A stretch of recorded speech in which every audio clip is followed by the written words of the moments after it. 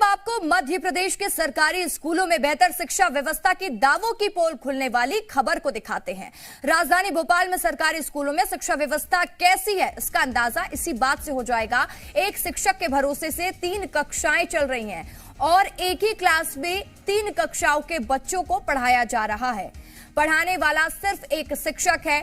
बच्चों को पढ़ा रहा शिक्षक बता रहा है कि शिक्षकों को पढ़ाने के अलावा अतिरिक्त काम सौंप दिए गए हैं, जिसके कारण शिक्षक स्कूल आ नहीं पाते हैं। इसलिए एक साथ 3 क्लास के बच्चों को पढ़ाना पड़ता है। वहीं 18 स्कूलों की मॉनिटरिंग करने वाले क्लस्टर एकेडमिक कोऑर्डिनेटर्स सुशील भार्गव बताते हैं कि जिन 18 स्कूलों की वो मॉनिटरिंग कर रहे हैं, लगभग हर जगह यही स्थिति बनी हुई है।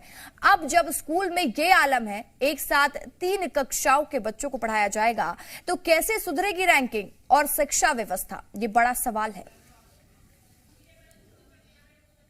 प्रदेश में शिक्षा व्यवस्था को सुधारने के लिए सरकार तमाम प्रयास कर रही है, लेकिन शिक्षकों की कमी और उनके ऊपर अतिरिक्त प्रभार की वजह से जो बड़े शहरों के स्कूल हैं, वो बड़े शहर स्कूलों के मामले में अच्छा परफॉर्म नहीं कर रहे हैं। चाहे भोपाल की बात हो, इंदौर की बात हो या ग्वालियर की बात हो।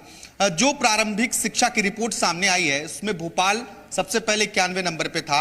अब ये खिसक कर जरूर 29वें नंबर पर पहुंचा, लेकिन टॉप 10 में जगह नहीं बना पाया।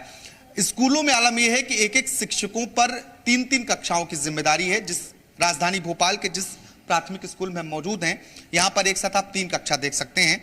आपका नाम क्या है? अनीता। कौन सी क्लास में पढ़ती हैं आप? 5वीं क्लास में पढ़ती हैं। पढ़ाई होती है, पढ़ने में मजा आता है? टीचर आते हैं पढ़ाने?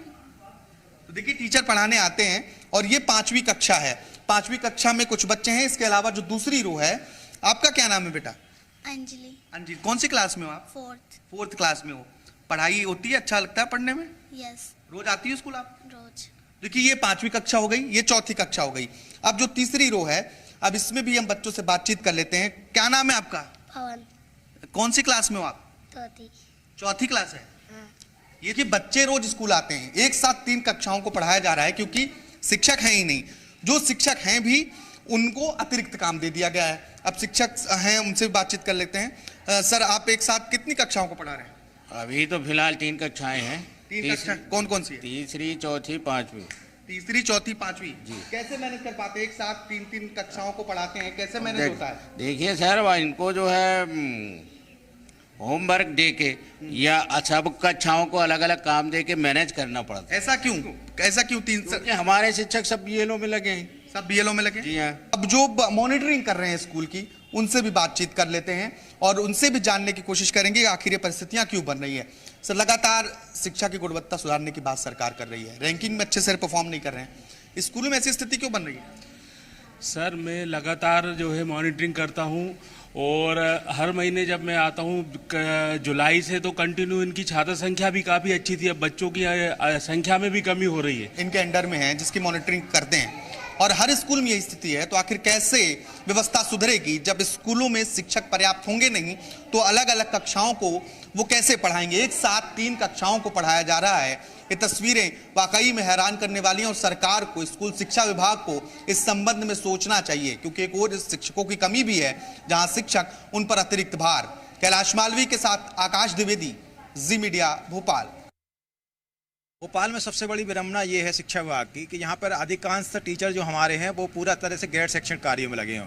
अब उसमें चाहे आप मान लो बीएलओ हो या अदर ट्रेनिंग प्रशिक्षण हो, या अभी फिलहाल में पिछले 1-1.5 महीने से हमारा जो शासन स्तर पर जो कार्यक्रम चल रहे हैं, अनुगुंज है, उसमें टीचरों को लगा रखा है। आपकी बाल रंग आने वाला 16, 17, 18 को, तो बाल रंग में टीचर अधिकांश लगे रहेंगे। पढ़ाने के अलावा अतिरिक्त कामों में हाँ, पढ़ाने के अलावा अतिरिक्त कार्य में 100% टीचर लगे रहते हैं। खबरों में बने रहने के लिए आप हमारे फेसबुक, ट्विटर और इंस्टाग्राम पेज को फॉलो कर सकते हैं। लेटेस्ट अपडेट के लिए आप हमारे यूट्यूब चैनल को सब्सक्राइब भी कर सकते हैं और हाँ, बेल आइकन पर क्लिक करना ना भूलें।